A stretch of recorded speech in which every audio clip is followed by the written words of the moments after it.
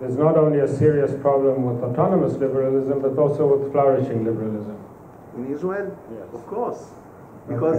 Because it's not a social democratic country the way it can be, given the amount of wealth it produces, which is being at the control of relatively few people. So I will say something that the tax system is distorted. The system in which the government gives tax exemptions is totally distorted. Nobody talks about that, etc., etc. We should first abolish many of the tax exemptions.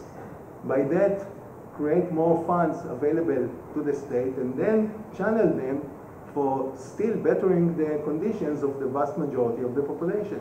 So I'll say something that I'm sure you will agree with me, that even though you make that distinction, we should not be thinking that if we have liberal or flourishing in the sense of providing not just minimum standard, but very high standards which will enable people to flourish, it does not mean that we should forget the basic principle of autonomous liberalism, which is the liberty of the individual, the non-interference, no religious coercion, etc., etc. We agree on that, I'm sure. So let me move the discussion a little bit further, and I will talk about Europe, because it's a scene which I understand, I think, somewhat better. So also in Europe today, there's a real challenge, as everybody knows, to the institutions of liberal democracy. And I think it's probably empirically correct to describe the liberalism which exists in Western European, or let's call it the states of the European Union, so it's Western, Central, and Eastern European. It's a reasonable, not ideal, not optimal, but a reasonable mixture of autonomous liberalism and flourishing liberalism. And yet, despite that, there are important societies. We cannot limit it to Hungary and Poland anymore. It's Austria and Italy and mainstream politics in France and increasingly mainstream in Germany and in Finland and in Holland, which are challenging the institution of liberal democracy.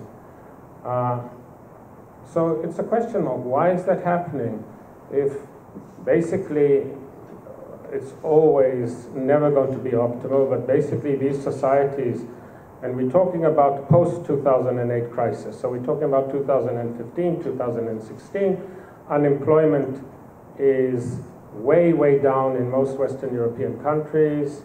The welfare state, it's not what it used to be 30 years ago, but it's still a very, very robust safety net, and yet people are challenging the institutions of liberal democracy.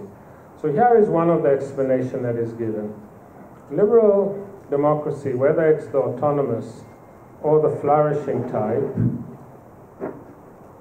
if I understand you correctly, and I think there was some nuance, but ultimately you yourself said so, it guarantees to people liberty, but it doesn't tell them what to do with that liberty.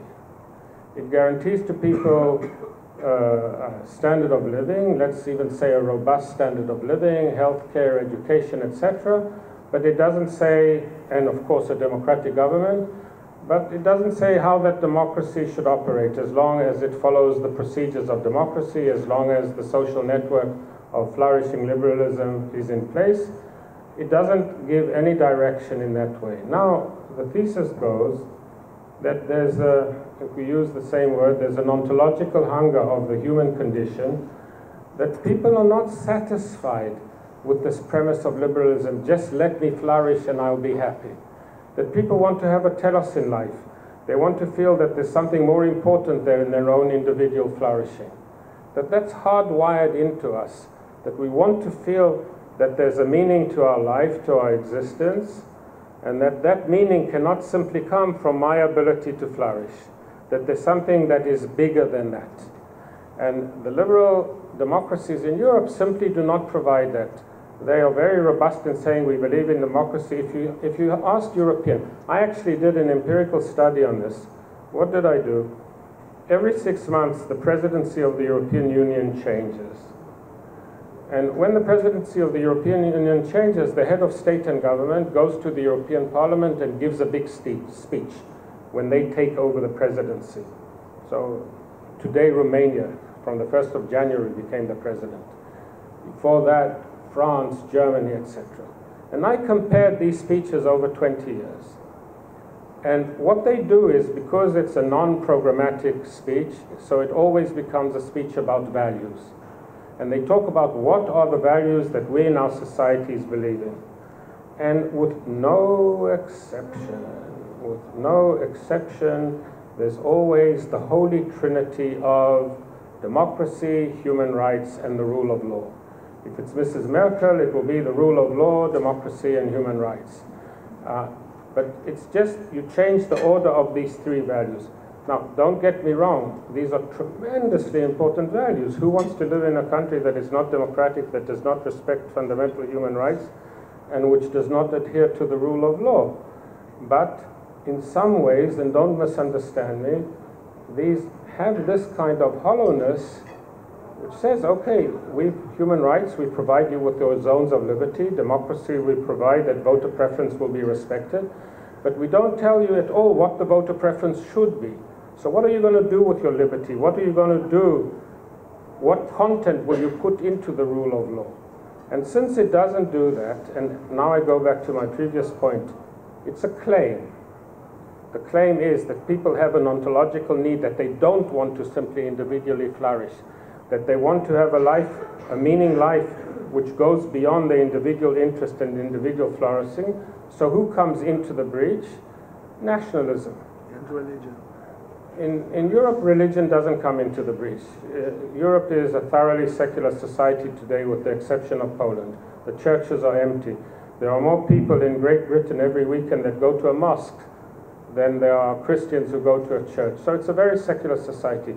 So in Europe, nationalism, the message of Marine Le Pen, of Kaczynski, all these, of Salvini in Italy, so that I don't always focus on Hungary and Poland, of Kurz in Austria, even in Sweden, even in Holland, they come in with that message. And why is that message so appealing?